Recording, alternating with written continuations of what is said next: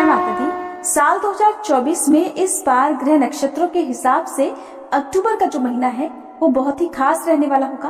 अक्टूबर की शुरुआत में ही साल का दूसरा और आखिरी सूर्य ग्रहण भी लग रहा है। आपकी जानकारी के लिए आपको बता दें कि 2 अक्टूबर बुधवार को पितृपक्ष की अमावस्या के दिन साल का आखिरी सूर्य ग्रहण लगेगा।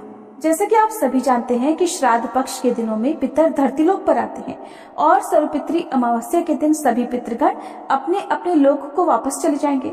और शास्त्रों में पितरों के लिए अमावस्या की तिथि बहुत ही विशेष मानी गई है। इस तिथि पर पितरों का तर्पण करने से पितर प्रसन्न होते हैं और अपने प्रियजनों को आशीर्वाद देते हैं।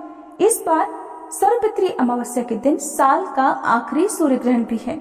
साथ ही साथ इस दिन ग्रह नक्षत्रों की विशेष स्थिति भी देखने को मिलेगी। 2 अक्टूबर को सूर्य ग्रहण पर कन्या राशि में एक साथ 4 ग्रहों का संयोजन एक साथ दिखने को मिलेगा, यानी कि 4 ग्रह एक साथ कन्या राशि में विराजमान रहेंगे, जिनके चलते चतुर्ग्रही योग का निर्माण होगा। इसके अलावा कुछ अन्य ग्रहों की स्थिति भी खास रहने वाली होगी। चंद्र ग्रहण के ठीक 15 दिनों के बाद 2 अक्टूबर को साल का जो आखिरी सूर्य ग्रहण है वो वलयाकार सूर्य ग्रहण के रूप में दिखाई देगा, जिसके चलते कुछ जगह पर ग्रहण के दौरान रिंग ऑफ फायर का नजारा साफ तरह से देखा जा सकेगा। साल का ये आखिरी सूर्य ग्रहण भारतीय समय अनुसार 2 अक्टूबर को रात में 9:13 से शुरू होगा, जो कि देर रात यानी कि 3 अक्टूबर गुरुवार को सुबह 3:17 पर समाप्त हो जाएगा। रात ही रात में ग्रहण लगेगा और रात ही रात में समाप्त भी हो जाएगा। ये ग्रहण दुनिया के कुछ हिस्सों में दिखाई देगा, लेकिन रात का समय होने के कारण हमारे देश भारत में ये ग्रहण बिल्कुल भी दिखाई नहीं देगा। इस ग्रहण का जो नजारा है वो दक्षिणी अमेरिका, प्रशांत महासागर, पेरू, अर्जेंटीना और फिजी आदि जगह पर देखा जा सकेगा। साल 2024 के बाद में अब साल 2025 में सूर्य ग्रहण लगेगा, जो कि 29 मार्च को लगेगा। हर साल सर्वपितृ अमावस्या के अगले दिन ही शारदीय नवरात्रि भी प्रारंभ होती है और ऐसे में नवरात्रि की शुरुआत के समय ग्रहण लगा हुआ होगा। ऐसे में आपके मन में ये भी प्रश्न हो सकता है कि ग्रहण भले ही हमारे देश में दिखाई दे या ना दे, क्या हमें कुछ बातों का या कुछ नियमों का पालन करना चाहिए?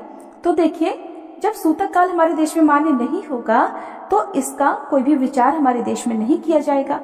सूर्य ग्रहण का जो सूतक है वो 12 घंटे पहले शुरू हो जाता है। ऐसे में गर्भवती महिलाओं को इस ग्रहण से घबराने की बिल्कुल भी आवश्यकता नहीं है। आपको अपने मन को शांत रखना है। आप अपने दैनिक कार्यों को आराम से कर सकते हैं, रात को सो भी सकते हैं। भोजन की आवश्यकता हो तो भोजन भी ग्रहण कर सकते हैं। बस आपको एक काम अगले दिन सुबह उठने के बाद जो है वो करना होगा। उसके लिए आप सुबह जितनी जल्दी हो सके, यदि हो सके तो सूर्योदय से पहले उठें, स्नान करें।